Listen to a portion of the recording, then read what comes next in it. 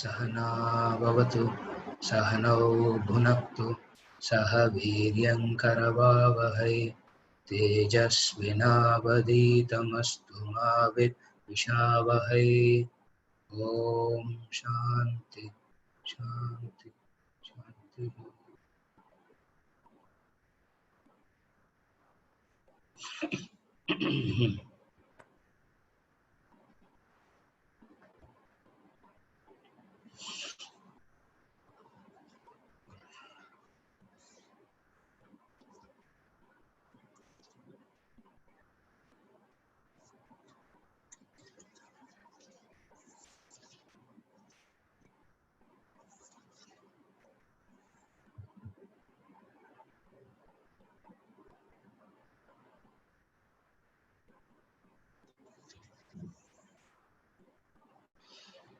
Verse number 27, chapter 4. सर्वानीन्द्रियकर्माणि प्राणकर्माणि चापरे आत्मसंयमयोगाग्नौ जुह्वति ज्ञानदीपिते. Others sacrifice all the functions of the senses and the functions of the vital airs into the fire of yoga of self-control kindled by wisdom.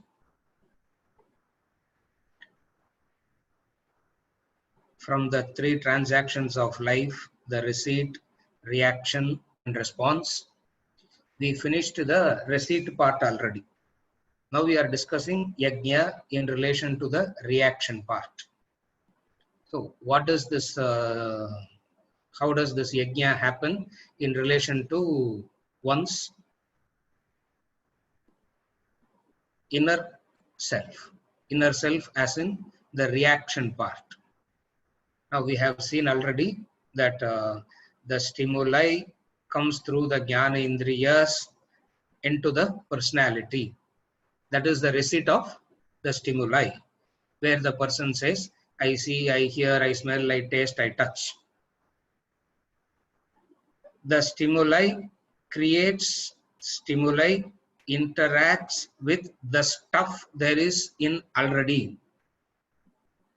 Now the stimuli can come into an empty inner self, or the stimuli can come and interact with a stuff that is already inside.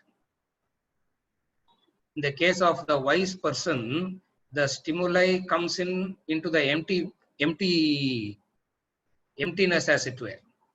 In the case of an ignorant person, the stimuli that enters reacts with the material that is already inside. There is the material that is already inside, and that material is known as vasanas, desires, likes and dislikes. Vasanas, desires, likes and dislikes. Now the stimuli entering in, we saw how we can do yajna in relation to that. Now we are seeing the possibility of yajna in relation to the reaction part. So the verse is, others sacrifice all the functions of the senses and the functions of the vital airs into the fire of yoga of self-control kindled by wisdom. Now what he means by is indriya karmani, prana karmani.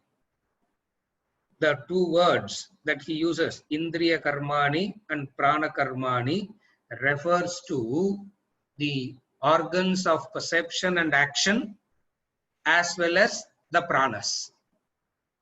So the grosser aspect of the personality is taken care of. The prana part of it is also taken care of. When these function of perception and action goes into an empty inner self, self-realization is kindled. If there is an empty inner thing, self-realization is kindled. As I said in the beginning, it is not empty. It is not empty. There is this bunch of Raga Dvesha, there is this bunch of desires, there is this bunch of whatever is there is inside. And what happens?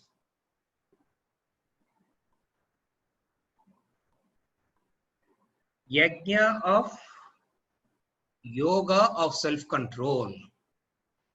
He says the yajna here is the yoga of self-control. Self-control implies the mind's withdrawal. Sense control implies the senses withdrawal. Self-control implies the mind's withdrawal. The mind is withdrawn from its own preoccupations.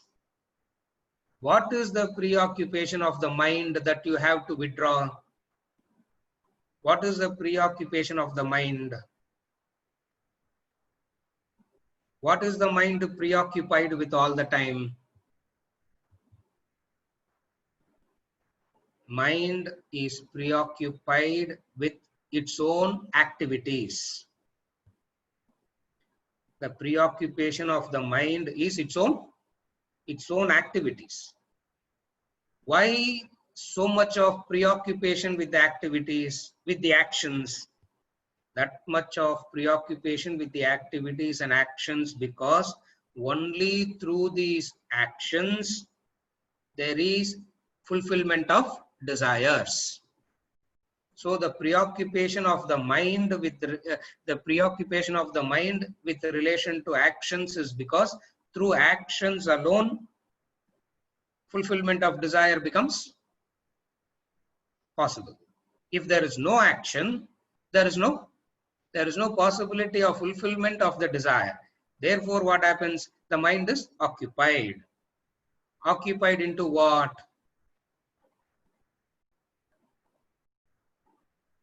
How to get what I want. How to avoid that I do not want. This is the preoccupation of the mind. The preoccupation of the mind is of this. How do I get what I want? How to ensure that I do not get what I do not want. So what is this desire means? Raga Dvesha means you want something, you do not want something else. This wanting something and not wanting something else keeps the mind so occupied that there is no withdrawal at all. So what does yoga of self-control means? The yoga of self-control is this withdrawal. Withdrawal from its own occupations, preoccupations. The preoccupations as in, I'm repeating myself again, preoccupations as in fulfillment of raga, dvesha. So the person who is interested in this fulfillment of raga, dvesha attempts very many things. They attempt very many things for fulfillment of this raga, dvesha. Those who are so-called religious people also belongs to the same category of a victim of raga, dvesha only. That is why we say distinguish between the religious person and a spiritual person.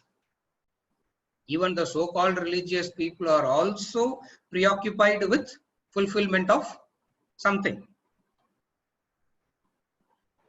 Even when they go to God, even when they worship God, even when they go to temple, what is the prayer?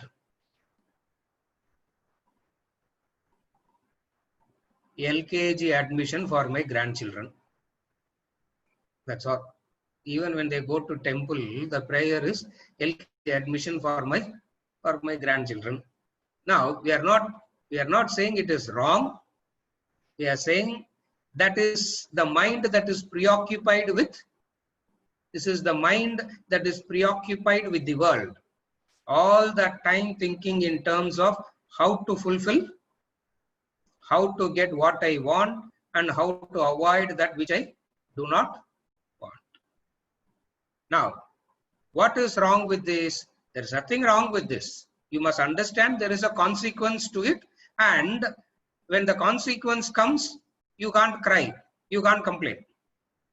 If you live life like this, there is nothing wrong, but you need to understand that there is a consequence to it. And when the consequence comes to you, you have no reason to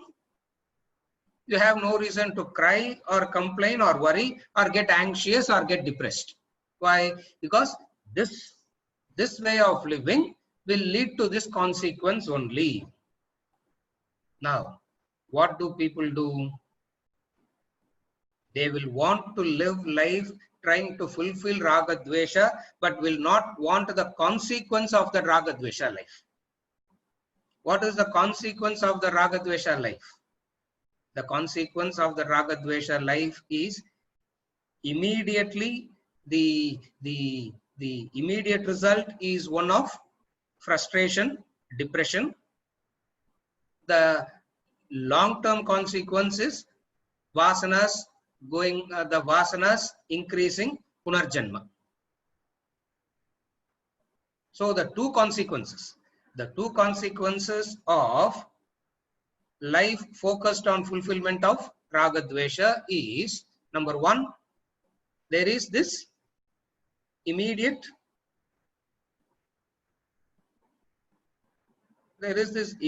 stress, there is this immediate frustration, worry, anxiety, depression, whatever be it, which is the immediate consequence that you experience in this lifetime. Okay, is that all, sir? Okay, so will it conclude if supposing I die, will all this come to an end? He says, no. Even after death also it will continue. Punarjanma. It will continue from Janma to Janma. So, Janma to Janma to Janma. Therefore, what is the consequence of life fulfilling Raga Dvesha? The consequence of life fulfilling Raga Dvesha is sorrow in the present and future sorrow.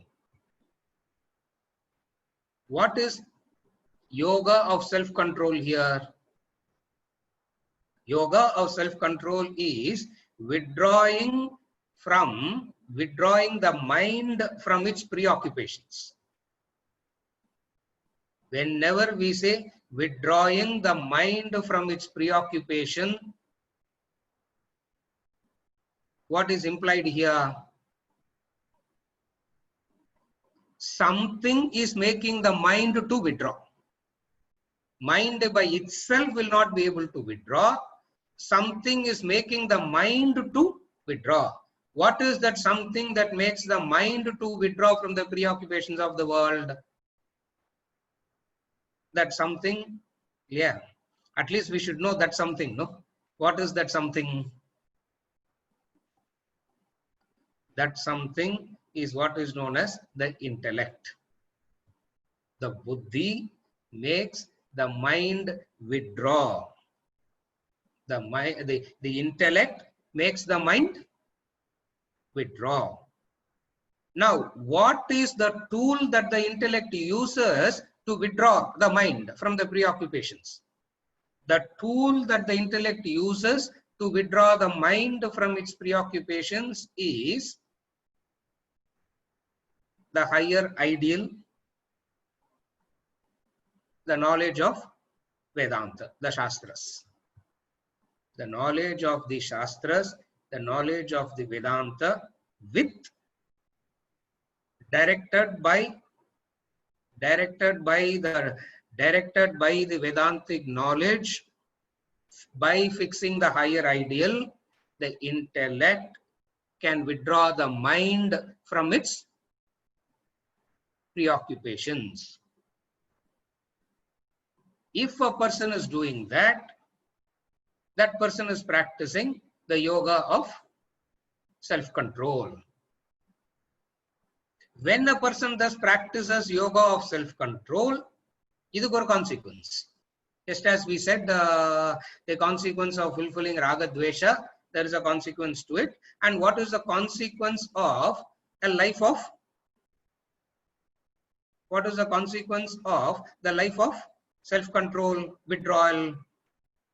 The consequence is one of relatively there is the peace and happiness in the absolute sense, moksha, liberation.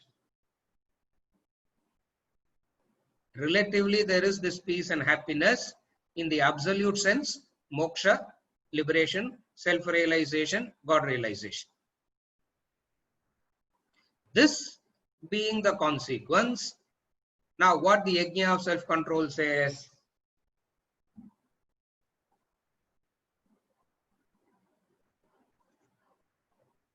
when you turn towards the inner self, the extroverted activities starts reducing. The extroverted activities starts reducing. Extroverted activity means, again I'm repeating, extroverted activity means attention outside. Wherever the attention is outside, it is extrovert.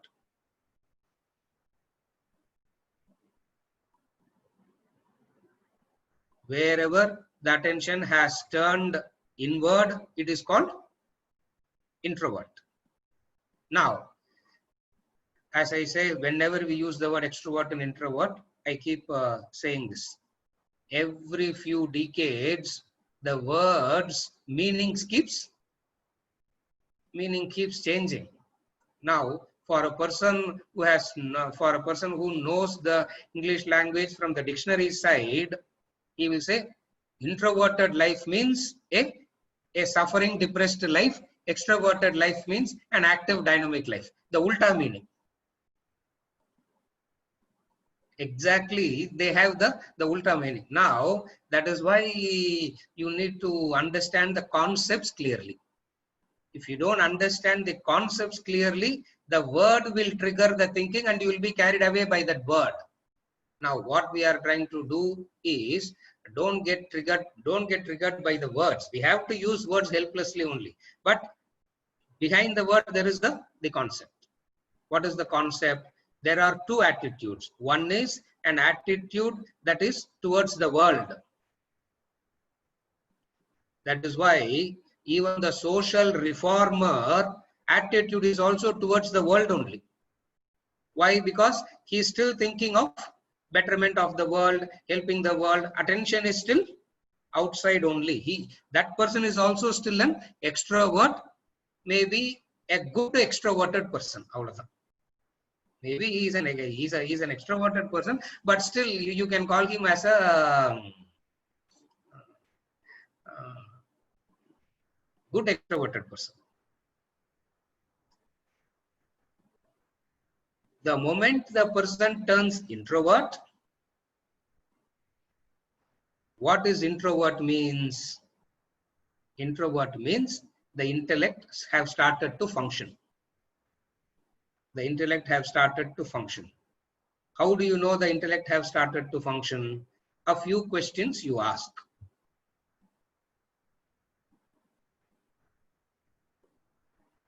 Extroverted person asks how to fulfill the desire. Introverted person asks what is the purpose of fulfilling the desire.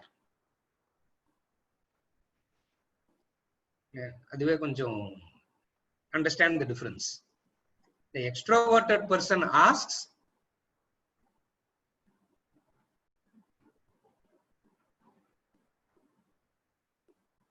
the extroverted person asks how to fulfill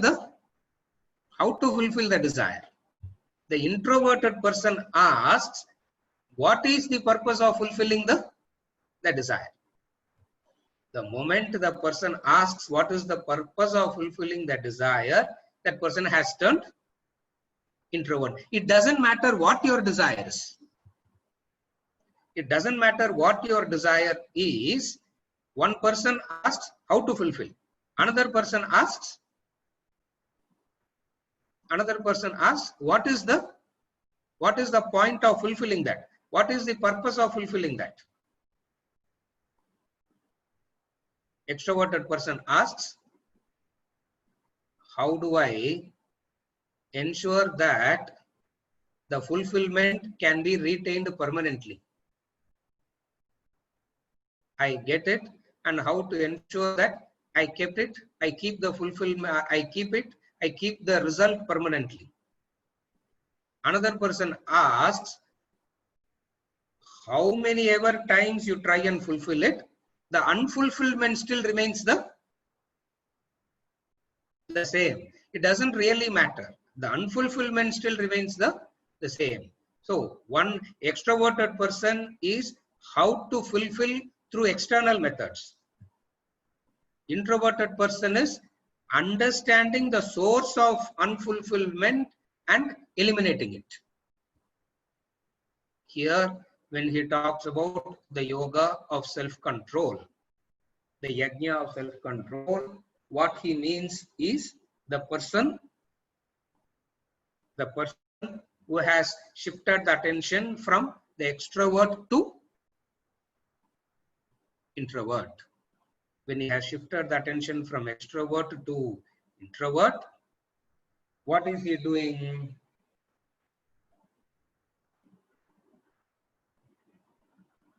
Indriya karmani and prana karmani and all that is kept under control. When all that is kept under control, what is the consequence? Kindled by wisdom. You should understand the difference. In the previous two yajnas, he spoke about self-control is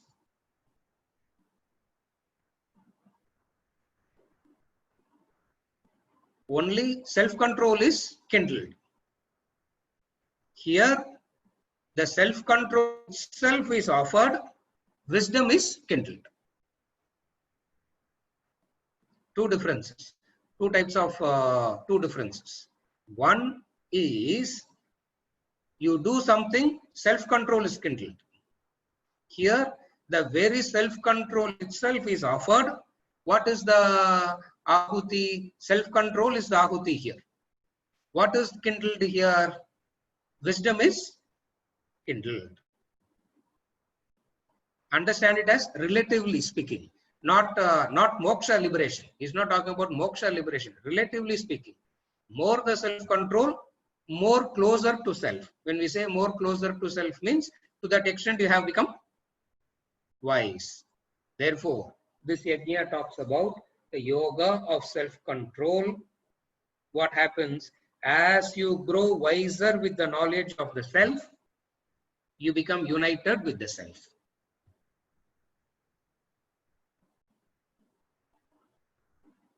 What is the reason?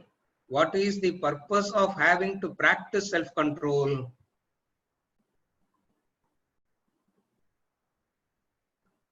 The reason that you have to practice self-control is because the very desire is preventing you from knowing who you are, what you are. The logic itself is slightly different here. The very fulfillment of the desire at the worldly level, he says, the very fulfillment of the desire is what is going to give me satisfaction, peace and happiness. Vedanta comes and says, the very fulfillment of the desire is what is taking you away from knowing who you are, what you are.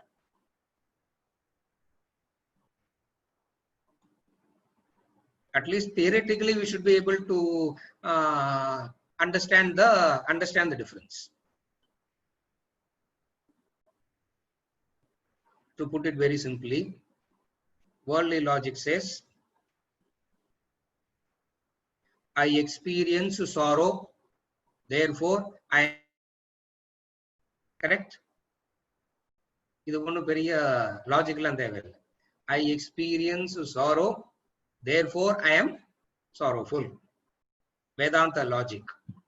You experience sorrow, therefore you cannot be sorrowful.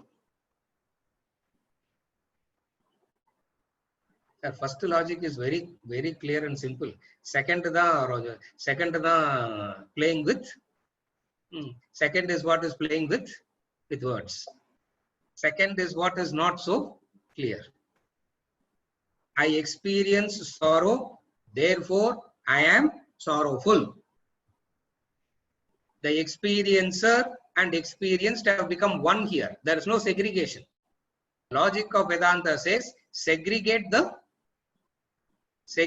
subject and the object. Since sorrow is what you are experiencing, you can't be sorrowful. If happiness is what I am experiencing, you can't be that. Therefore, this sukha and dukkha is not of this sukha and dukkha is of the consequences of fulfilling the desires only. It is not you. This is what he means by the yoga of self-control. As you grow wiser with the knowledge of the self, you become united with the self. Now, what is growing wiser with the knowledge of self means? I said it already sometime back in one of the classes. Growing wiser with the knowledge of self means, what are you identifying the I with? With what are you identifying the I with? I is always identified with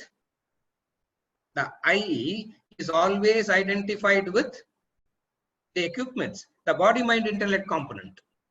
The I is not segregated. Now, what is Vedanta? It says the knowledge of self means segregate the I.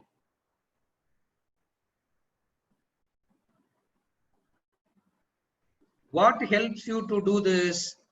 The mind's withdrawal from the preoccupations of the world will help you to do this. Supposing if you say,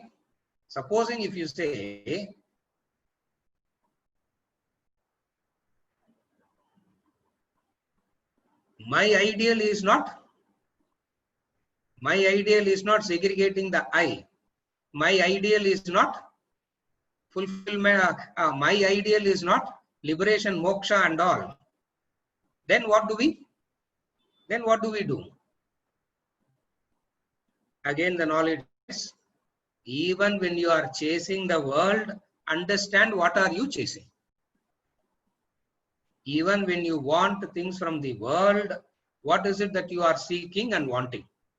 So whether you know it or not, whether you know how to verbalize it or not, whether you know how to explain it or not, all human beings are seekers of the infinite only. All beings, when we say all being means, all humans are seekers of infinite only. The vast majority do not know it. The minority know it. The minority who knows it pursues a line of action, experiences it, and comes back and tries to help us out. What is the yajna of self-control here? What is the yajna here? As you grow wiser with the knowledge of the self, you become united with the self. When you become united with the self, relatively speaking, to that extent, you would be more motivated to practice more withdrawal. Little bit of withdrawal you practice, you gain this knowledge. This knowledge will motivate you to practice more withdrawal. Thus, another yajna is going on. Ahuti kindling, ahuti kindling, ahuti kindling. Are you able to follow how the yajna is happening now? You pour the ahuti, there is a withdrawal. So little bit of this knowledge you gain, you withdraw, you gain little bit of this knowledge. The very knowledge itself will motivate you to practice more withdrawal. The very fact that you are able to practice more withdrawal means, to that extent you are able to identify with the self more. To that extent, you will be able to practice withdrawal more.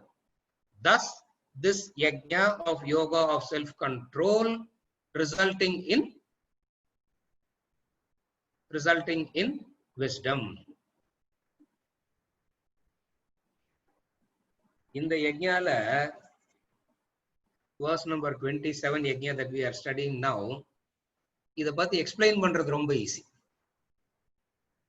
To talk about this yajna is very easy. Now, how you are going to withdraw and do all that is different. But the yoga of self-controlled kindled by wisdom. In the previous verses, for those who are interested in the serious study, understand the difference. This verse use the singular fire. Agnav. Verse number 26 uses in plural Agnishu. This difference has to be noticed. A casual reader will not notice this difference. Verse number 26, it is in plural Agnishu. Verse number 27, here it is Agnav, singular. Singular in the sense with self-control, the mind directs itself away from the worldly actions and perceptions to the Supreme Self. Again, I repeat. Singular in the sense, with self-control, the mind directs itself away from the worldly actions and perceptions to the Supreme Self within. That is singular. In plural, what we saw, sir, adu 4-5 வாரத்துக்கு முன்னாடி பார்த்தோம் sir. We forgot what we saw in singular because we did this verse. I don't know how many weeks back we did this verse. Now, what is singular in verse number 26?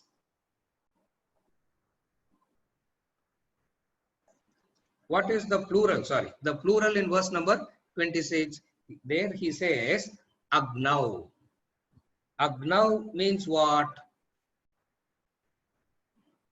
Effort is done to practice more of sense control.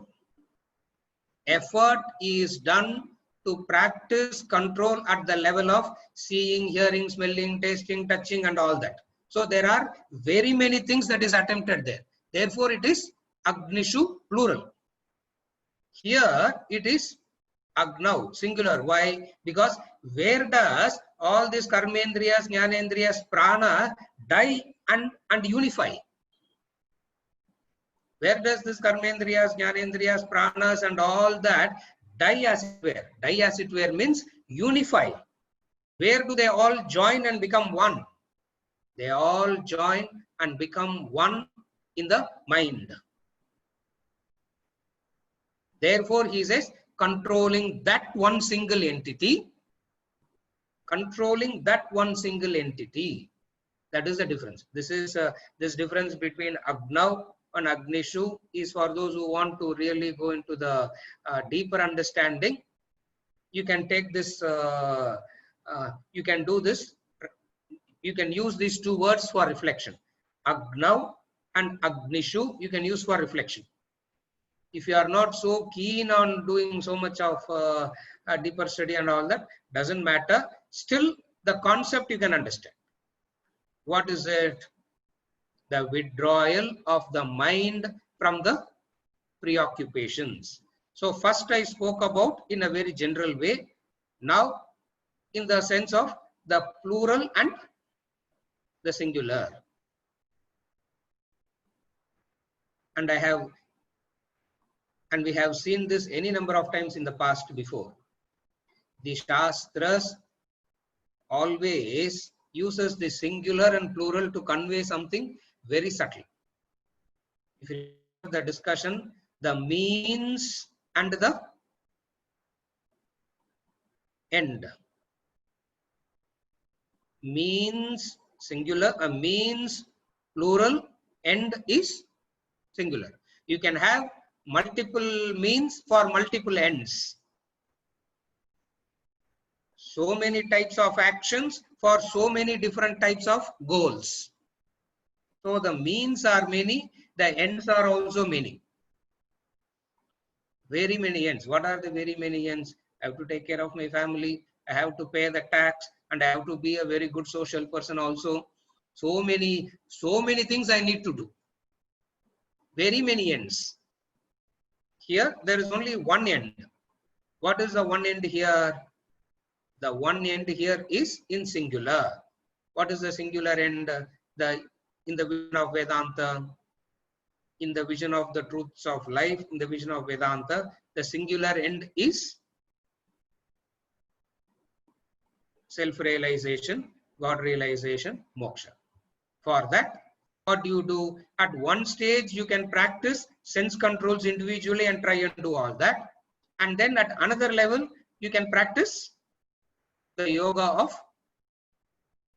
of self-control. Again, I'm repeating. Self-control means making an effort through knowledge and understanding. Self-control means through knowledge and understanding, you arrive at the futility of fulfillment of a desire. As a result of this understanding, you do not allow the mind to run behind the world anymore. This is called self-control. Minus this knowledge, it is not self-control, it is self-denial. If this knowledge is not backing the same discipline, you will not, you cannot call it as self-control, you call it as self-denial. Now, why we call it as self-denial? Self-denial means there is always an irritation and frustration doing it. You do it because there is no knowledge and understanding. You do it because of what? Like, for example, you can exercise and keep yourself fit for what? You can exercise and keep yourself fit. For what? When it becomes self-denial, when you are worried about, when you have the fear of disease, when you have the fear of disease, or you are so scared of visiting hospital. People say, romba fit exercise, sir. I am so afraid of going to a hospital. Therefore, in order to avoid going to the hospital, you can do exercise. I don't mind going, sir, but the bills are coming the bills are too much. Another reason for, now, any knowledge like this, with any of this understanding, you do exercises, there will be a frustration in exercising. Upanishads gives a different reason for being fit also. The Upanishads gives a different reason. The reason that the Upanishad gives for being fit is what? Apyayantu mamangani vak pranaschakshu shrotramato balamindriyani cha sarvani sarvam brahma upanishadam. Apyayantu mama angani vak prana chakshu shrotram, all must have balam and viryam. Balam indriyani cha sarvani. All these must have this balam and viryam and vitality. For what?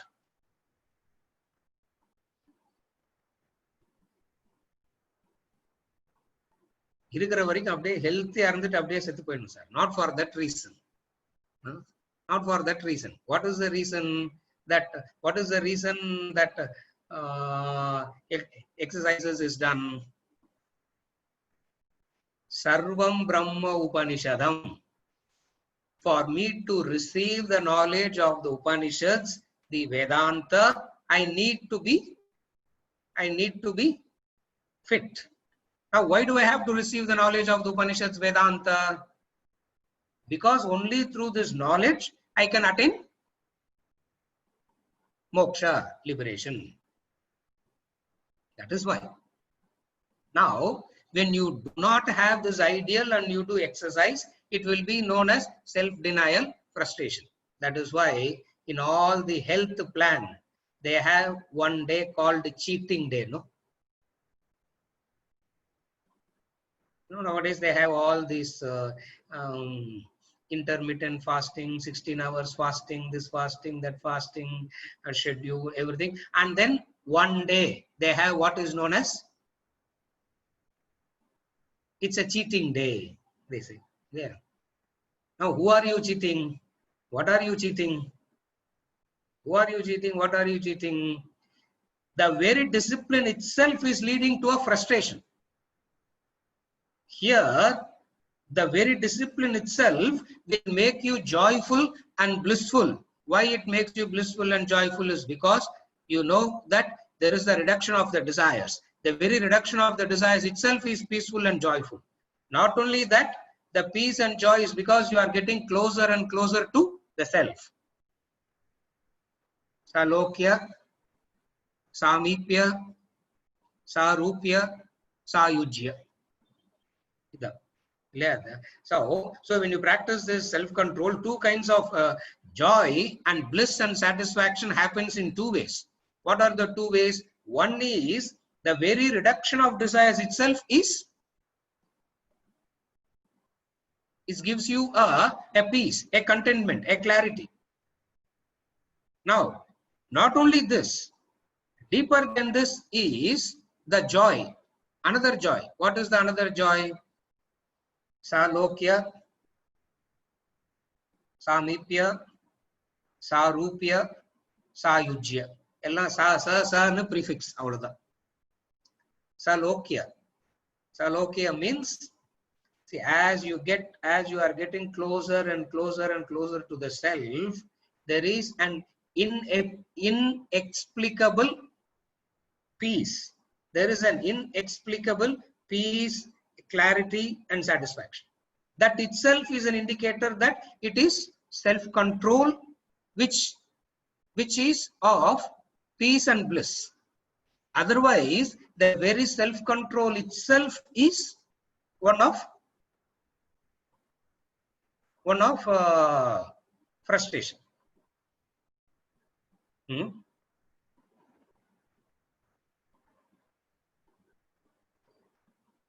A control that is directed by knowledge and understanding is self-control.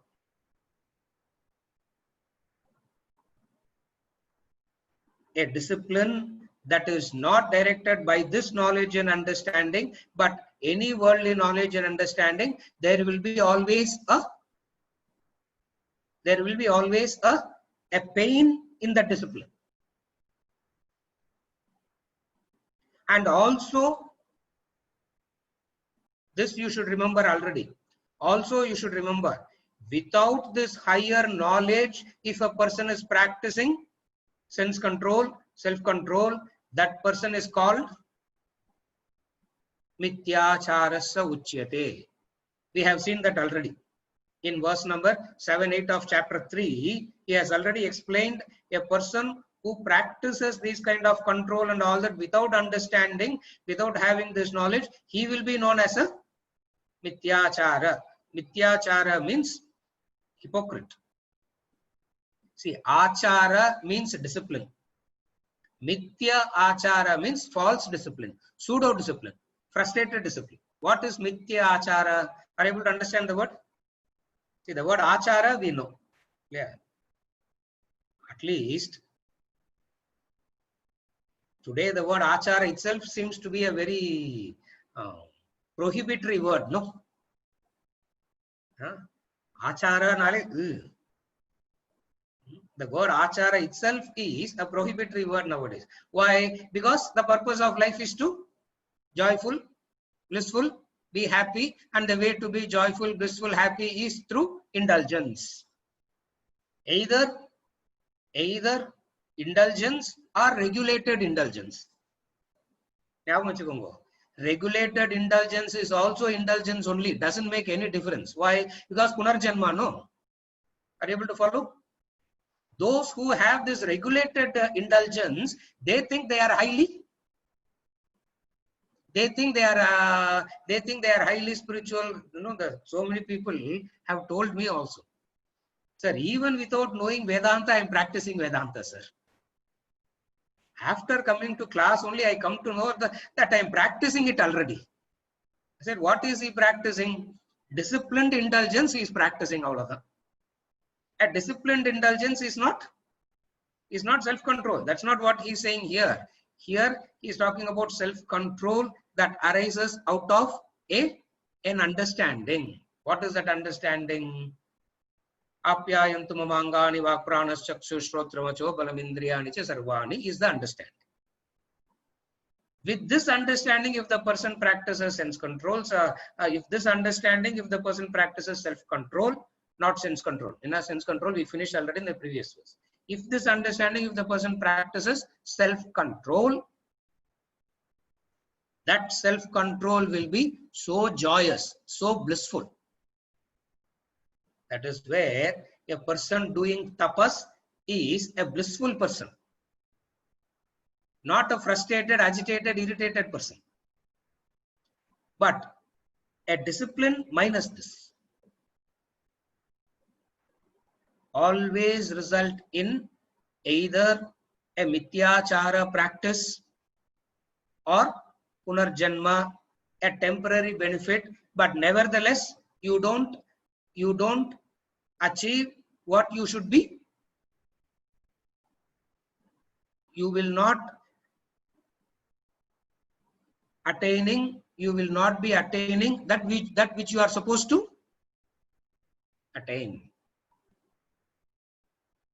Therefore, here he practices this yoga of self-control in the relationship to Agnav and Agnishu.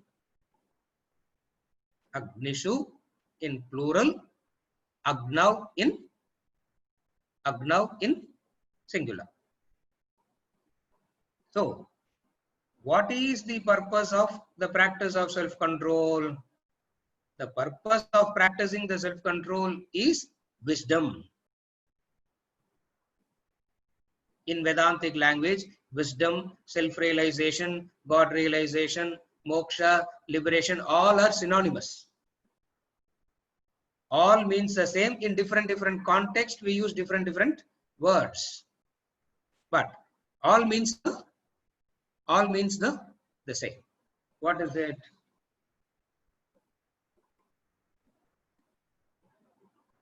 In the context of 27 that we are discussing now, Ahuti and kindling.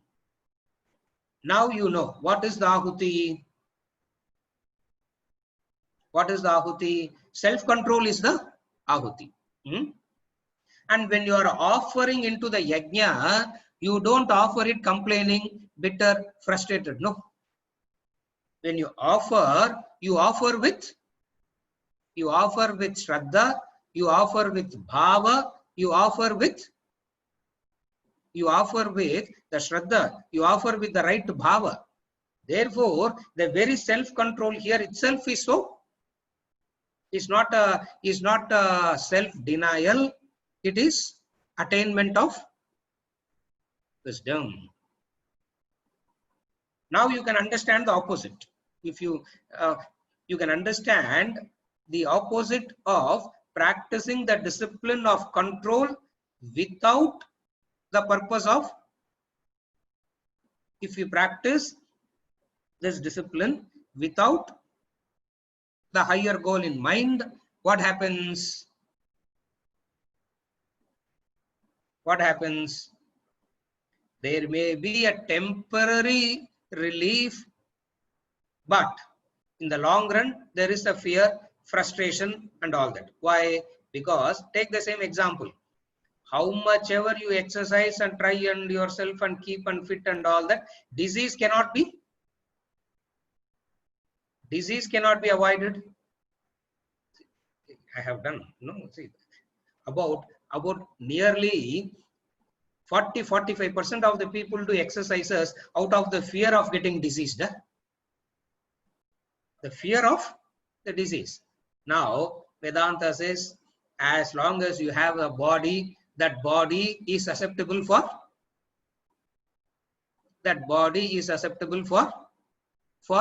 deterioration, disease.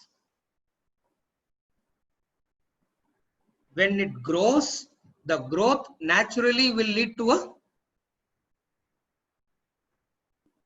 when it grows, that growth will naturally lead to a deterioration, decay, disease, death.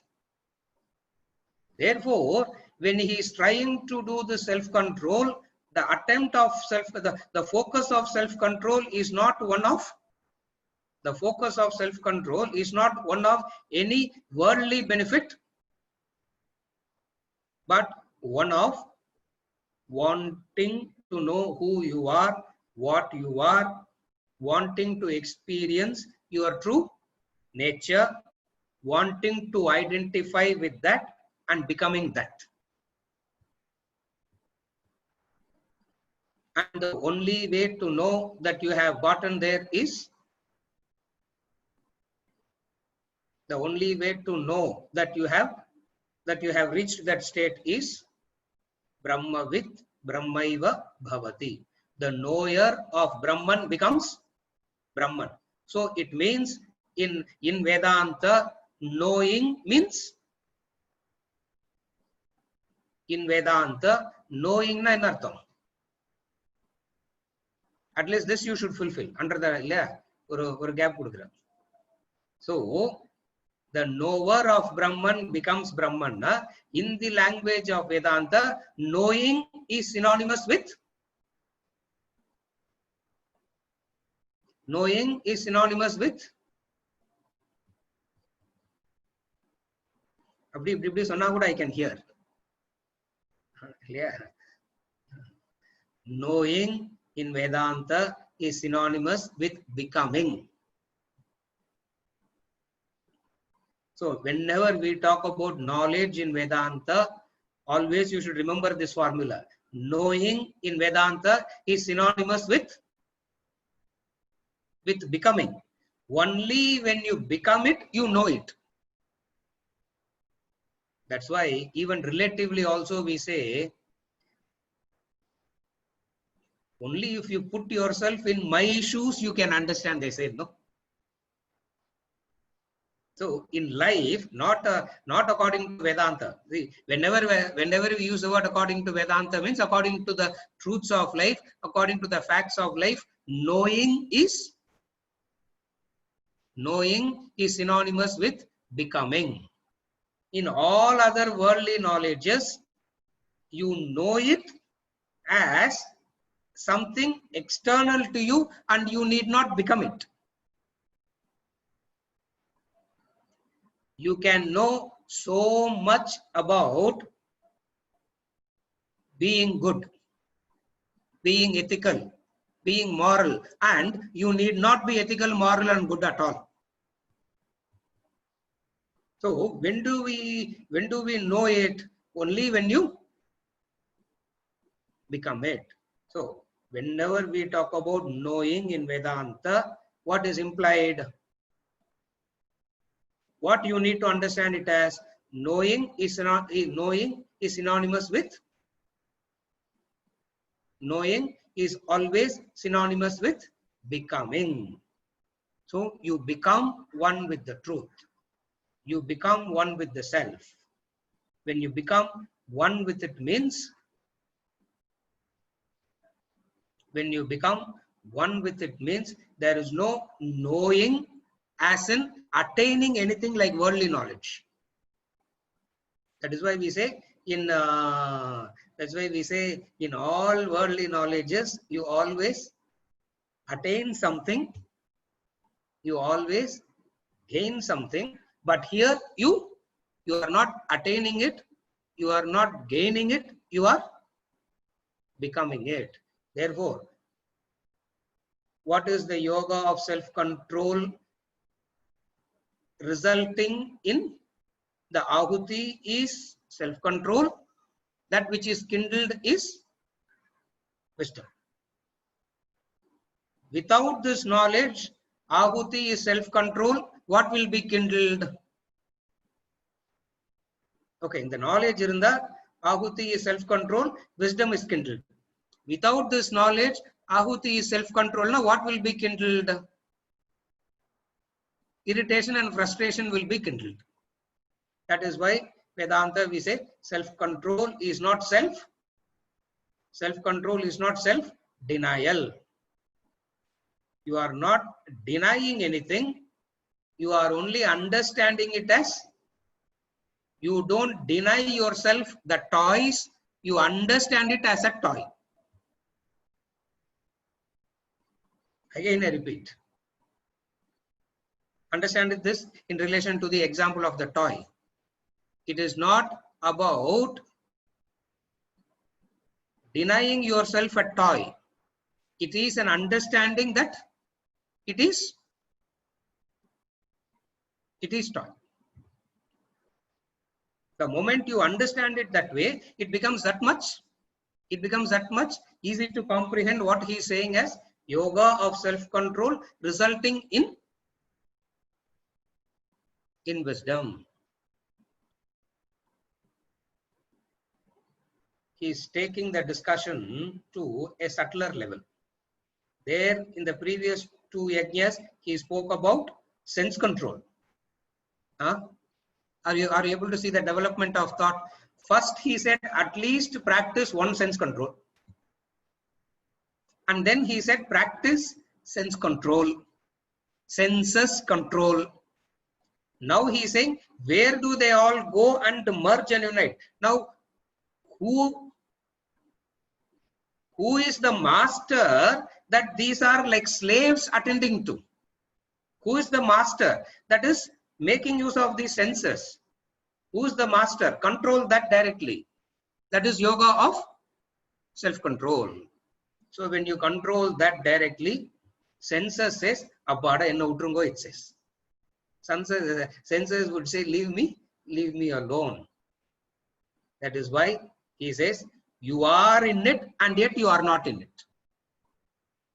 Because these senses and all obey the command of the mind. It is the mind that is commanding to do all that. So what they do, one thing is to attend here, another thing is to attend to the source. So in the yoga of self-control, what are we attending to? We are attending to the mind itself. And when you are attending to the mind, straight away what happens?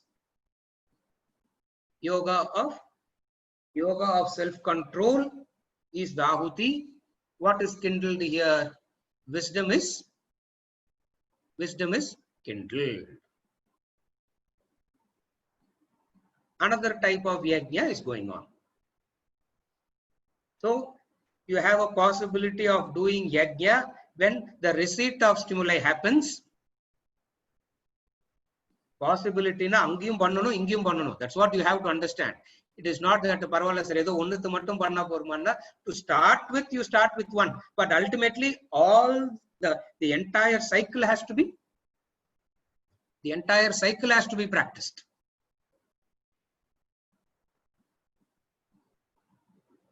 Yoga of self-control resulting in wisdom. Now I read the verse again. Sarvani indriya karmani prana karmani chapare atma samyama yogagnav juhvati jnana deepite.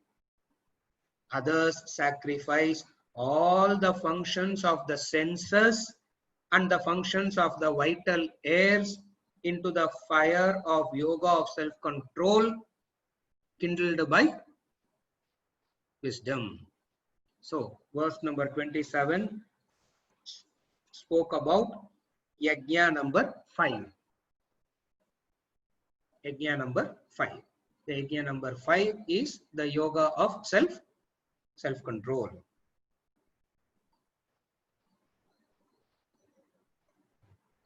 Is it okay till now?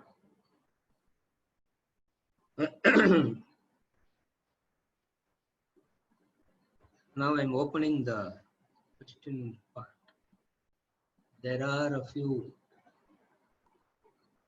Oh, okay.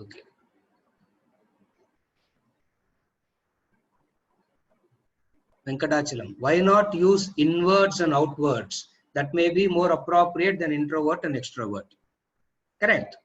See the words, that's what I said. Every word, we have a conditioned meaning in relation to the word. That is why we always wanted to, that's why we have to use the word that which is comfortable to you. Now use the word that is comfortable to you. Now, I use the word extrovert and introvert as an obedience to the Shastra.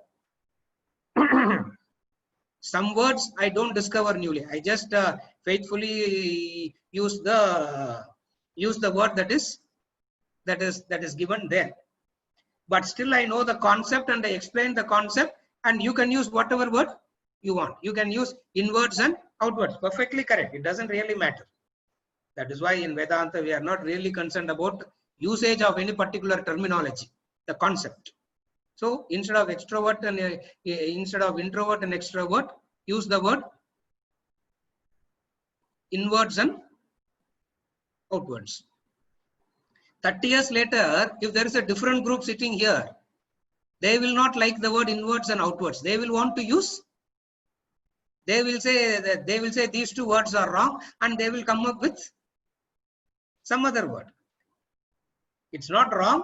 This is how human beings keep. This is how human beings thinking happens. It's not wrong to do it. But in and through the words, Vedanta is only concerned about, are you understanding the concept behind it? That's all. Is it okay, Venkatachalam? Yeah. Temporary peace, decay, becoming. Okay. Sriram. That's why in Vedantic terms, knowledge needs to be realized and not attained like worldly knowledge. Because you define knowledge. You define it as seeing something for what it is, and to see something for what you need to realize this state. It cannot be attained, because once you attain something, you can lose it. Correct, Sriram? Correct. That's what the fundamental distinction that's the fundamental distinction we keep bringing in relation to all attainments as in an external thing. Once you become it, you cannot lose it. For attainments can be lost, and moksha is not an attainment. Liberation is not an attainment. Godhood is not an attainment.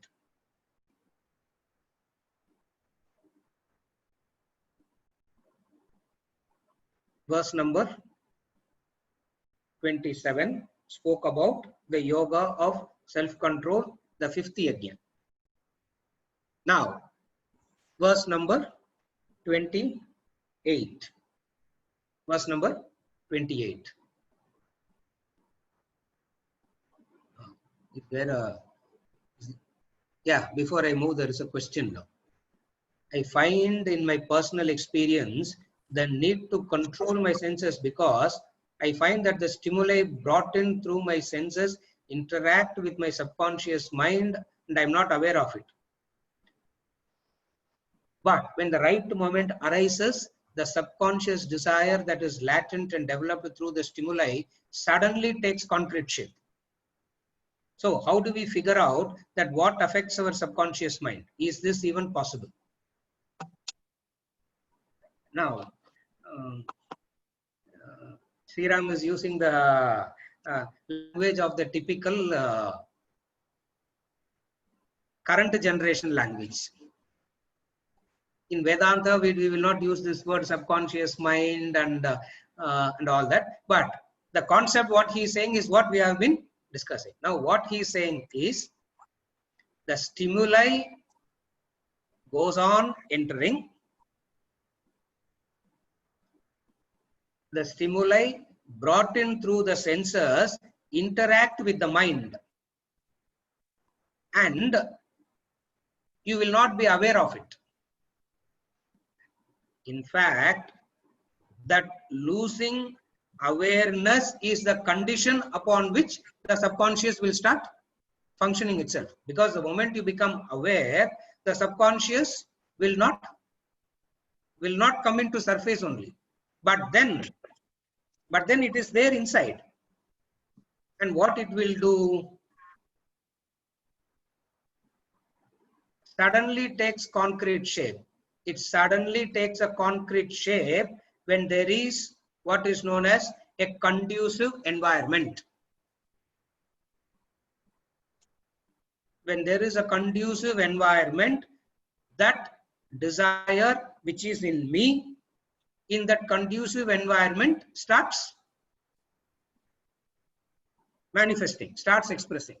Now the question is, how do we figure out what affects our subconscious mind? Is this even possible? It is possible.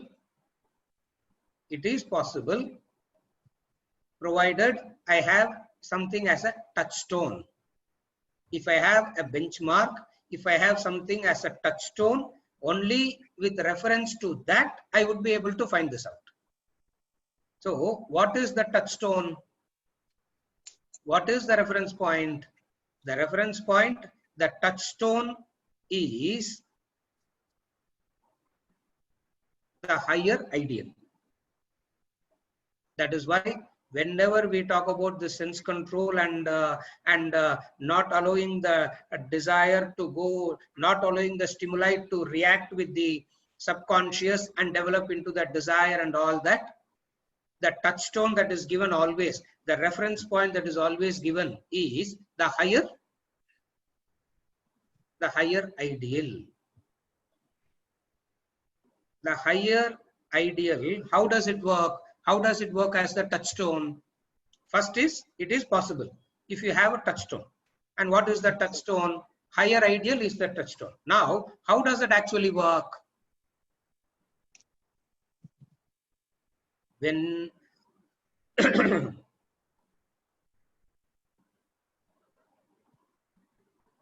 the subconscious or the senses stimuli the lingering thing. What he means by subconscious and all that is what happens through the process of lingering, and when you are lingering, you will not be aware that you are lingering.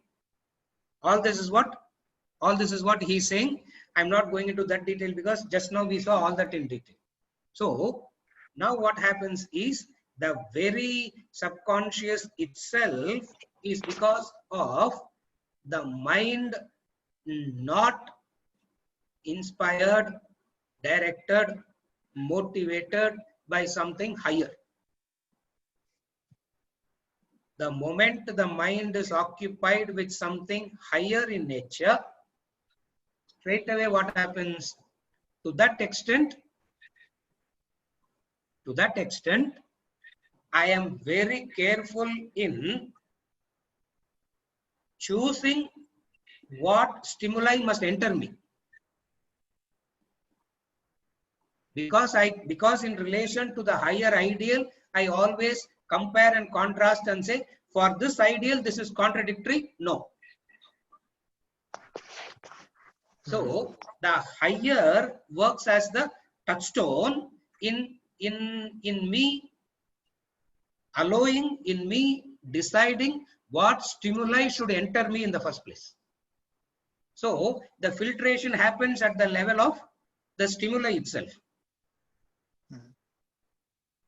Having done the filtration at the level of the stimuli itself, because of the past and intelligent way of lingering and gathered stimuli, there is a hidden vega. There is a hidden force. What you mean by subconscious is the hidden force that comes out when there is a conducive environment.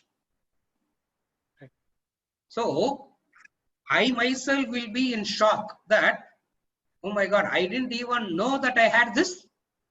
Yeah. I didn't even know that I had this desire, where I myself is surprised about my own self. Right. Therefore, how does one do that? Touchstone is the higher ideal. Okay, in relation to the past Vega, what can one do? In relation to the past Vega, intelligently, I need to allow myself to contact sometimes. So the contact is driven by, not by the force of the desire, but the contact itself is regulated, disciplined by the same higher ideal. Are you able to follow the two? Yeah, One, but doesn't that become your cheat day, like what you were saying? yes, that becomes the, it will not become the cheating day when I know that it is my past Vega, and by me suffocating it or not attending to it and all is only going to create, only going to deepen this vasana, deepen this desire. Therefore, this contact I am allowing, so that through this contact supported by knowledge, I will overcome it. That's how it works.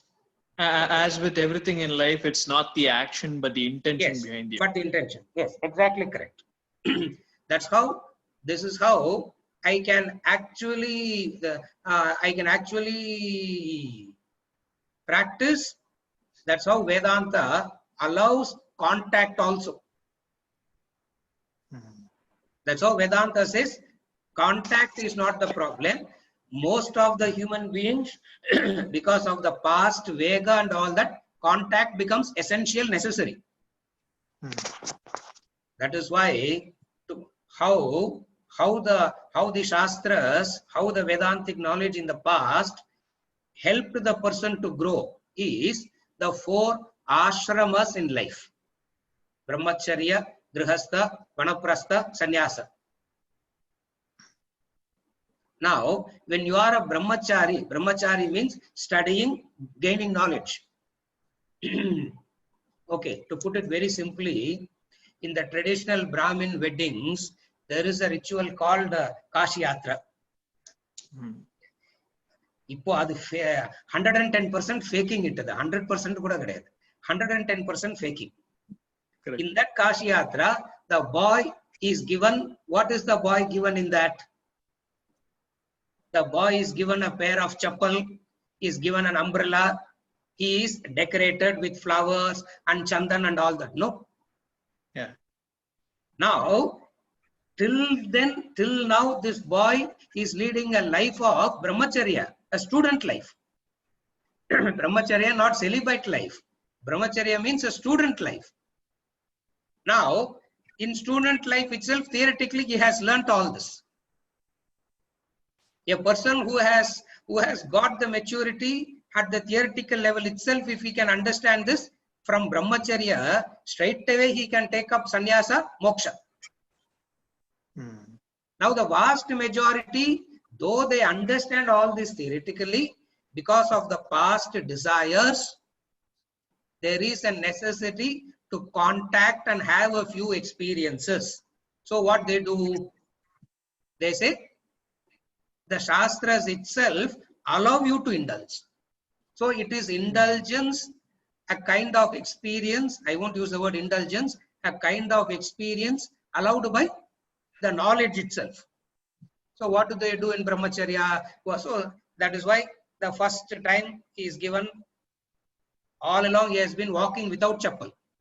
That's why in Kashi Yatra he is given a chappal. Clear? இப்போ அதெல்லாம் தேவையே இல்லை. When I got married, I told my father-in-law, அதெல்லாம் வாங்காதீங்கோ, I said. He said, எதுக்கு? I said, அதுதான் நான் போட்டுனே இருக்கிறேனே, I said. When was I without?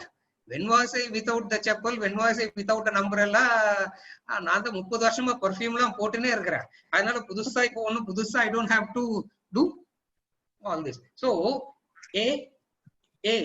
the contact is allowed. But the contact is allowed by the knowledge, because you understand that there is a Vega from the past And the Vega from the past should not be suffocated, should not be stifled. If it is stifled and suffocated, I will become more suppressed, frustrated, repressed. Therefore, what do? We go through that experience. When we go through that experience of Grihastha Ashrama, what does Grihastha Ashrama means? Grihastha Ashrama means trying to fulfill some of the desires. As I am trying to fulfill some of the desires, I quickly understand that I need to mature to Vanaprastha, Sannyasa, Moksha. இன்னைக்கு என்ன ஆயிடுது? We gain knowledge and education to earn a living, and Grihastha Ashrama has become the ultimate destination of life. And people don't move out of this Grihastha Ashrama at all. And any discussion about moving out of Grihastha Ashrama is seen as, how can you run away from your duties and responsibilities, blah, blah, blah, blah, and all that. Vedanta comes and says, you gotten into it because of you wanting to get out. Therefore, what happens? The classic Vedantic way of doing it is allowing yourself to experience it. As you allow yourself to experience it, the knowledge, the higher ideal, the knowledge becomes the checkpoint. Yes, you experience, but don't get lost in this experience. You are allowed to experience because of the past Vega, but you are not supposed to be lost in this experience. So what happens?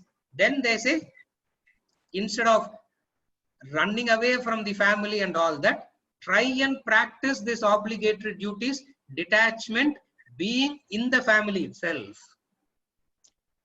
So first they say, become a Grihastha, and then they say, become a sannyasi in the Grihastha Ashrama. That's the Vanaprastha. Where you are, instead of practicing, sannyasa means doing nitya naimittika karma. Sannyas here means doing the obligatory duties alone without the focus of fulfillment of likes and dislikes. That's the sannyasa. Now this being sannyasa, what do they do? So a person has to mature into a grihastha sannyasi, as the Vanaprastha. And once a person has developed enough maturity and all that, like Shaunaka, the famous householder, goes in the Kathopanishad, the student is a young boy. From Brahmacharya Ashrama itself, he goes to sannyasa directly and asks for moksha. If you read the Mundakopanishad, Shaunaka, the famous householder, goes. So he gotten into Grihastha Ashrama, experienced the few, had gotten the few experiences of trying to fulfill the desires within the boundary of Dharma and all that, and then moving on to the Vanaprastha sannyasa. So the entire scheme of life is, for some, they don't need it. For those who need some experiences, which because of the past Vega, because of the past force, trying them to controlling that would be very unintelligent, because that would lead to greater repression. We won't use the word frustration here, we would use the word repression. Correct. A kind of, because you're using the word subconscious, now you'll be able to understand the word repression also. Sure. A very agitated psychological state, repression. Correct. Therefore, here it is not a cheating day. Why I'm saying so much of stories is to distinguish the difference. Not only to distinguish the difference, how they conceived of all that and how they made a plan also to avoid all this. Correct. What inspires me is that how they conceived of all this and found an alternative and made it so beautifully as a system. Correct. So this is the and what I realized was Like you were saying, once you follow it with these principles in mind, it becomes grihastha ashramam and not grihastha ashramam. Correct. Correct. You are not stuck there. You are not stuck in that indulgence there. It is another destination in the journey towards knowing your own self. Yeah. Yeah. Is it okay? Yeah. Yeah. And in the sequence which it will be easy. From brahmacharya ashrama to grihastha ashrama to vanaprastha ashrama to sannyasa ashrama. Nachiketas became a sannyasi straight away asking for moksha. Shaunaka, Janaka, and most of them went through the grihastha ashrama and then asked for moksha. And this is more practical and realistic for vast majority. Nachiketas, Satyakama, Ramana Maharshi type very few. The vast majority belongs to the category of Shaunaka and Shaunaka type of student and Janaka type of student only. Right. That is why we say Vedanta is not as a householder. How can I practice Vedanta? People ask. Householder also has to practice. It is are able to follow. So so remember the sequence: Brahmacharya, Grihastha ashrama, Vanaprastha ashrama, and Sannyasa ashrama. Yeah, I think I need to learn the basics of what this Vanaprastha ashramam is exactly. Correct. Like you said, this transition state. Actually. Yeah. In some other context, in these 12 yajnas, in the few verses, all this will come. Okay. I'll be or chance I will start talking about it, and for half an hour, 45 minutes, I will spend explaining it. Okay. Because see the assumption in the Bhagavad Gita and all that is all this you know already. Okay. Since we do not know all this, whenever I get a chance, I introduce this also to keep connecting and reconciling the apparent differences. Clear? Sure. Yeah. Prasanna, does Vedanta conclude? Sriram, is it okay? Yeah. Prasanna, does Vedanta conclude that we must have perfect control over flow of thought by self-realization? We say self-realization cannot be defined. Please reconcile. Now, the perfect control over the flow of thought is an absolute necessity. What Vedanta says is, it doesn't say control the vega. First it says reduce the vega. Reduce the intensity to a manageable proportions first and then control. So first is reducing the intensity, reducing the vega is the first step, and then stilling it is second step. Stilling it means quietening it, silencing it. Now, when it is running with full force, when something is running with full force, you cannot stop it. Therefore, stage number 1 is reduce the intensity to manageable proportions. How do you reduce the intensity to manageable proportions? By the combination of experiencing karma, yoga, jnana. Combination of all these is what reduces the intensity, as in what we are doing now.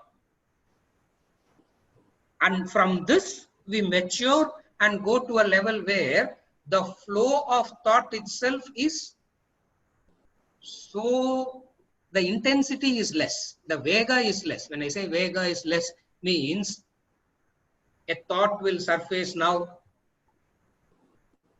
and then I'm just giving a figurative number. I'm just giving arbitrary number. There's no, don't take this number and all literally, it will differ. After 90 minutes, another thought will surface. It means between the two thoughts, there is a period of silence Why? Because that Vega is not there. Now, the frequency with which the thoughts are surfacing is so high that we don't even know the difference between 2 seconds. Milliseconds, nanoseconds, adinalamo seconds solranga. Between the two thoughts, you don't even have that much of a gap. So first thing is what? Reduce the Vega. Once the Vega is reduced, you can still it. All this you do. All this you do. Why you do all this is because the Pramanam has told you to do that. For self-realization, Vedanta is the Pramanam, and that Pramanam has told you to do this, and you are doing it. Just as when I go to study in a college, they are the Pramanam, they are the authority, They give and the they syllabus. give me the syllabus, and I stick to the syllabus. Similarly, for self-realization, Vedanta is the authority, and they have fixed the syllabus, and I follow the syllabus. This is how you reconcile. Though you do not know it, though you may not know it, though you may not be able to understand it, conceive it, but nevertheless, it is there. That is there. Like, to give a simple example to conclude, like the person in 9th standard, 10th standard will ask, calculus ko practical life ko enna sambandham? The question is correct, but that fellow has to grow in life to understand the connection. For there is a connection. Yeah, are able to follow. So in that way, there is this. This is how it reconciles. How does it reconcile?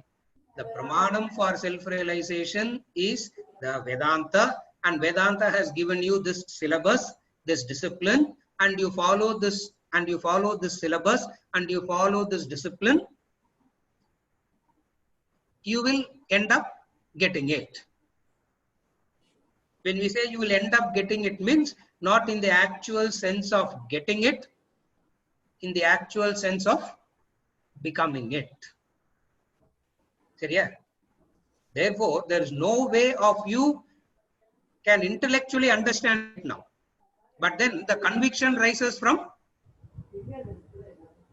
the conviction comes from Vedanta is the Pramanam. For, Vedanta is the Pramanam for this. This is authority for this. Are you able to follow? Sir, yeah? Sorry, sir. Thank you. Yeah. Hari. Does belief on Advaita or Dvaita influence the steps to self-realization? There are 3 stages that a person goes through. At the first stage, there are 2 only. At the first stage, there are only 2. What are the 2? You and the world. So, a materialistic, even the scientific way of life, all that is only 2. What are the 2 in that? You and the world. And then when you mature in understanding, the 3rd factor comes in. What is the 3rd factor? You, world, and God. That 3 factor of you, world, and God is called Dvaita. So the first stage in understanding is Dvaita. Then comes you and God. Now, you and God, now what has happened to the world? Mathematically, what has happened to the world? World has become God. That's why you see God everywhere.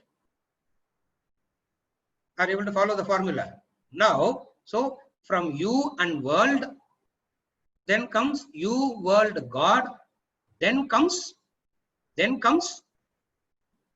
God and you. God and you is Visishta Advaita, and then finally, and then the final stage is Prajnanam Brahma, God alone. Now, here Vedanta is not a belief system in anything. Vedanta talks about all the 5 stages. It talks about you and the world, and then it will bring in the 3rd factor called God, and then it will make the world into God, and you also as part of the amsha of the divine. And then at the last stage, final stage, it says God alone is. So, influence the steps to self-realization. Yes, you need to know at which step are you in. In the formula mari potu vechukonga, it will be easy, Hari. You and world, you, world and God, you and God, God, only God. Only God na Advaita. You and God na, you are also part of the God and all that na, Visishta Advaita. You, world and God na, Dvaita. You and world, no God na, atheist, scientist, anybody. Are you able to follow? These are the, இதுதான் formula. In the formula explain பண்றதுக்கு தான் இவ்வளோ. See, I'm saying it like this so simply. It is not as simple as this when you start thinking about all this. Once you start thinking about all these things, so many samshayas will come, so many doubts and all will come, and Shastra have answers to all that. But does belief on Advaita, Dvaita influence the steps to self-realization? Yes, it does influence, as in helping you to move from one stage to the other stage. Again, I repeat, in the Nabha, you and world, no God. That is a materialist, nihilist, scientist, anybody you can call. And then comes you, world and God. You understand that you are there. You understand that there is the world, and also there is the 3rd entity called God. Are you okay till now? Now in the God in the 3rd entity, who brought this in? Shastra, Vedanta, Veda. That is why for God, anything related to God, the pramana is Vedanta. And when you come to God, you don't go to God only directly, Aham Brahmasmi directly. Here you go in 3 stages. What are the 3 stages? From you and world to know God, to you, world and God. And then you and God. And finally, God alone. Actually, and the God alone, we call it as Advayam. Advayam is what popularly known as Advaita, non-two. Therefore, all these helps. Vedanta talks about all this. Some of the people ask me, which Vedanta you teach, sir? Advaita Vedanta or Dvaita Vedanta or Visishta Advaita Vedanta? I said, Ellame Vedanta thampa, oru stage avladhan. Because the very word Vedanta comes in everything, no? When, so the final, when the man started ISKCON, Prabhupada, he called it as Bhakti Vedanta. For why? Anything relation to God, the moment we talk about God, whether there is God or no God, and the path to get there, and all that is the subject matter of Vedas, Vedanta. So it is very, it influences.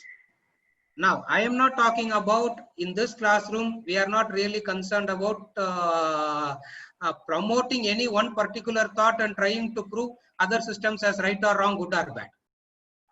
We don't do that in this classroom. We say all are one stage. Therefore, yes, it does influence. For a person who doesn't know about world at all, who is so stuck with the world, we say there is a thing called God. And then for a person who's using God for worldly purposes, we will say, don't use God for worldly purposes and all. Everything as divine. And for a person who sees everything as divine and stuck in seeing divine, we say, seeing divinity itself is dualism. Get rid of that also. In stages. So it does influence. Is it okay, Hari? Yeah, yesterday we talked about Tattvamasi. So the end is that at this. Yes. That is the end. The end is that, but the journey has stages. Thank you. The end is that, but journey definitely has stages. And every step is important. There is no one step that is inferior, another step that is superior. You can't say 10th standard is an inferior section. No. 10th standard is also important. 12th standard is also important. University is also important. As important as everything, depending on the stage. It becomes wrong only when I'm stuck in 10th standard and refusing to move to 12th. 12th becomes wrong only when I'm stuck there and then refuse to go. When I refuse to graduate and move out. Seriya? Is it okay, Hari? Thank Yeah. you. Last one with Sriram. Don't modern meditation practices and prana control practices help with mind control and hence are useful relatively in controlling the mind? Yes, they are very useful in relatively controlling the mind. Why didn't Vedanta prescribe these practices? Why Vedanta doesn't prescribe these practices is because the moment I experience the peace that has gotten through a quicker method, faster method, mind will turn obsessive towards it. And it will want to do it more and more and more. If you have the right knowledge and understanding, it is perfectly all right to practice it. But Vedanta doesn't recommend it at all is because anything that gives an instant benefit, anything that gives an instant result, instant benefit, the mind will get attached to it, obsessed to it, and will want to do it more and more and more. The danger is there. Therefore, it doesn't recommend this practice. Pranayama is practiced. Meditation is, in fact, this pranayama, this meditation and all is what you do in the everyday morning sandhya and evening sandhya. Right. When you do the morning sandhya vandana and the evening sandhya vandana, you know, and in an average you do 15 pranayamas morning and 15 pranayamas in the evening when you do the sandhya prayers. Now what they did is they didn't isolate it. It was so integrated. Now what people are doing today is instead of doing it integrated, they take one thing out of context and per se do it. Do the like morning sandhya vandanam pandrom naka 15 times minimum pranayama you will do. So evening sandhya vandana if you do, you are doing another 15 times pranayama. Abdina in a day you are doing 30 times. 30 pranayamas, which is integrated already, not for an immediate purpose of peace or anything. Practice of pranayama was there, but the benefit of immediate peace, instant peace wasn't advocated.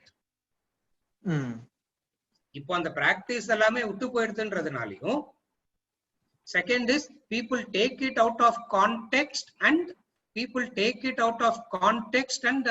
do it as though it is a practice by itself that can give ன்றதுனால Vedanta says it is not like that.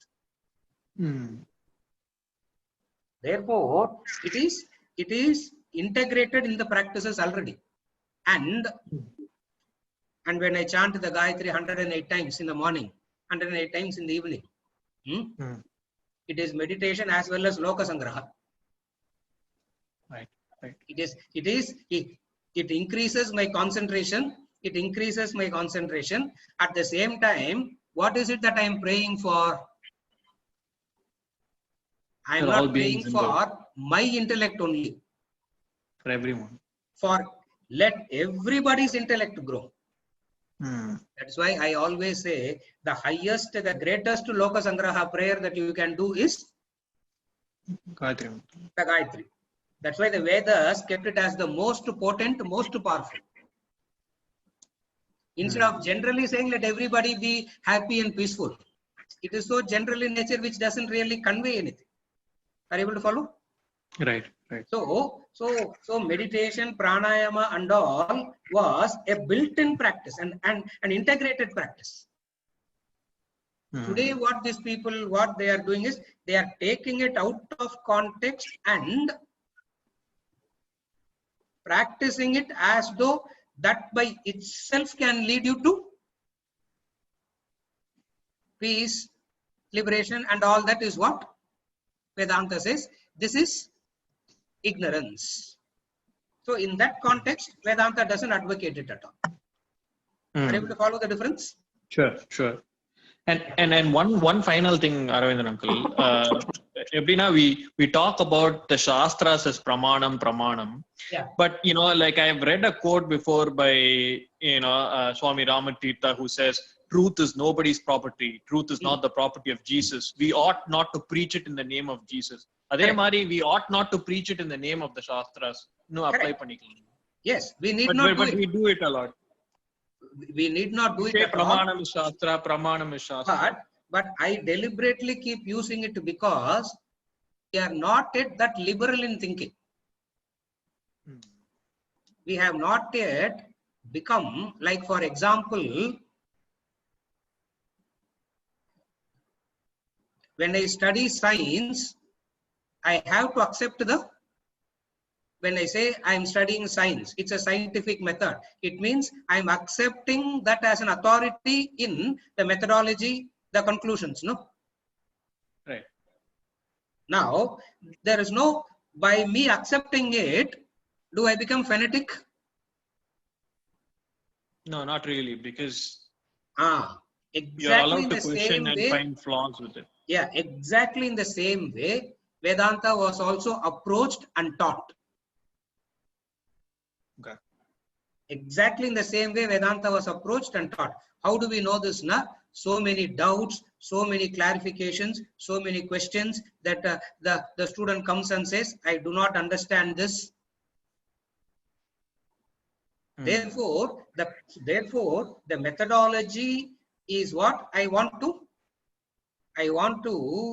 when I say I want to means what I'm trying to establish in all these classes is how the methodology itself is very much logical, analytical and all that, which we need to accept it as an authority if I have to pursue it with sincerity. Otherwise, what happens is I will be pursuing it, but I will be what we call as that sishyatvam or adhikaritvam will not come. I will be approaching it like a news reporter approaching. Correct. To bring about this distinction between how I should approach it, not like a newspaper reporter approaching it, but like a Sishya approaching it. I try to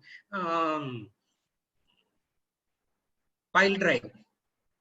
I try to kind of almost brainwash into almost kind of brainwash into this, that it is the pramanam. It is the pramanam.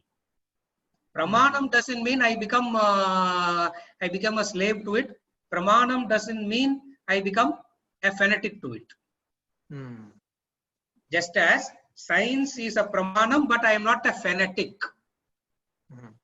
Similarly, Vedanta is the pramanam, but I am not a fanatic to Vedantic. So I am not a fanatic. Are you able to follow the difference? Yeah, I get it. Yeah, that is why me as a person will keep Even though this word, this is the pramana, this is the pramanam and all that is not there in the book, in the Swamiji's books, I keep that, I bring in that extra factor to drum it in, because when that is drummed in, the very approach to this itself will become completely different, no? Correct. Yeah, I agree. That is the Yeah, purpose. Seriya? Okay. Thank you. Yeah. Lakshmi Ramu is asking, then what about ladies? Gayatri Mantra, Pranayama is all common for men as well as women. There is no restriction of Pranayama and Gayatri. I lost you for a second, Arvindanji. Can you repeat it again? For Pranayama and Gayatri Mantra, you need to be a human being, not to be a male. You have to be only a human being to do Pranayama and Gayatri. You don't have to be a male, masculine gender to do this Pranayama and Gayatri. Oh, but can I do pranayama using any mantra, or should Any it be mantra. only Gayatri mantra? Any mantra you can use. And Any also they mantra say, you can. and also they say Gayatri you should be initiated, and only then you can do, right? No, there is no. See, all that is when we talk about this initiation and all that, there is associated ritual with it. There is a certain discipline. There is a certain associated ritual and all that. Now, if you want to do it in that way, you can get it done in that way also. But that is not the only way. That is not the only way. Because I noticed one thing, when we do pranayama and then I sit down and listen to the class or listen to the classes, I noticed that the concentration is more. Yes, correct. That is why in all the rituals, in all the Vedic yajna karma, in all the Vedic rituals, if you see, every 8th minute, every 10th minute, there will be a pranayama. Oh, okay. Every 8th minute, 10th minute, there will be a pranayama. Even in the Sandhya prayer, you will do a pranayama once, and then you do some rituals, the mind will get lost somewhere. Again, you do pranayama and bring it back. So your pranayama is Anulom Vilom at every point of time? Yeah, same thing. The same normal Anulom Vilom pranayama only. Oh, okay. Yeah. Okay. Wow. Thank you. Yeah. Thank you. Is it okay? Yeah. Bala, Sandhya Upasana versus Sandhya Vandanam. Both are. Sandhya Upasana means where you do only the Arghya, Pranayama and chanting, Sandhya Upasana. Sandhya Vandana means you do the whole set of prescribed ritual.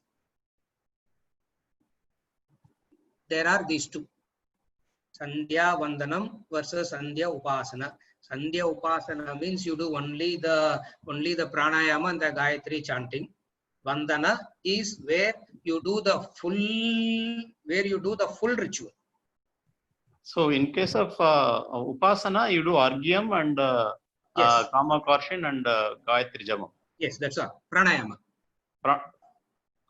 Sorry, Gayatri Jamam and the Kama Karshin is included or not? Included. So then the Vandana portion would be the other Digbanjanam and the yes. Correct. All that. Yes, correct. That's why the Sandhya Vandanam is elaborated ritual, and the Upasana is the shorter. Upasana is minimum. Okay. Upasana is minimum. Upasana is minimum. If you can do the Vandana also, it's good. Excellent. So, a minor clarification. Kindly don't take me wrong. Yeah. I have been listening to some of this, the Veda Paripalana Sabha and all that, which is practically Kanchimat. Correct. Very like Brahmashi, very. Yes. Yeah. Anugraha Bhashanam and all that. So I have heard this very distinction that there is a difference in for the male versus female. Idhukku vandu Sandhya, Upasanam, Sandhya Vandanam, they strictly say that whatever the male does goes to the female, and female ku and the விளக்கேத்தும் போது பண்றது அது மாதிரி சில aspects தான் வந்து பண்ணணும் அப்படின்றது. That is Smriti Pramana, Bala. That is why there are two kinds of text. There are three categories of text: Shruti, okay, Smriti, Purana, Itihasa. Okay. Today we are only, most of the people talk about Purana Itihasa type only. Okay. Purana Itihasa type with a little bit of salt and pepper of Smriti. Okay. Shruti inrade kadayadu. In this classroom, all that we talk about is, we talk purely from the standpoint of Shruti Pramanam only. Shruti. Shruti. Okay. Shruti is the like Shravanam Mari, listening portion. Yes, correct. Okay. We talk about only the Upanishadic and the everything that is in line with the Upanishadic principles only we talk it. That's why there are three kinds of textbooks: the Shruti, the Smriti, the Purana, Itihasa, Agama. இப்ப நம்ம பண்றது எல்லாமே 90% of Purana, Itihasa, Agama. Not Upanishad. Upanishadே இல்ல இதுல. Little bit of salt and pepper of Smriti. Okay. இல்லையா? Soup மாதிரி அதுல லேசா salt and pepper flavorக்கு Smriti போட்டுக்கிறது. Shruti is not even in the picture. Okay. Shruti is not even in the picture. Or Shruti says Jnana Yogena Sankhyanam, Karma Yogena Yoginam, Shravana Manana Nididhyasana, Moksha. That's Shruti. Okay. That's what Shruti is all about. This distinction of male, female, and what male should do, what female should do, and all this is of the Agama Pramanam. Okay. Okay. In this classroom specifically, though I know all that, I have studied all that, the Pramanam that we discuss here is Shruti Pramanam, which is Upanishad. Upanishad. Yes. Okay. Upanishad. Okay. Because the universality of knowledge comes only in relation to the Upanishads. Okay. Otherwise, it is not universal. It is specific. Okay. What male can do, what female can't do, and who are we to say male can do, female can't do? Then there is a feminism, masculinism, and then comes about this rainbow colony. Okay. Okay. Yeah, we will be getting into all. We'll be getting into rainbow colony. Na cinema illapa. You understand, no? What is rainbow colony? Yeah, I know. Yeah. So we will get into all these kind of unnecessary things. That's why we know all that, and we come to this. We stick to the Shruti Pramanam. Seriya? Excellent. Okay. In the ore neenga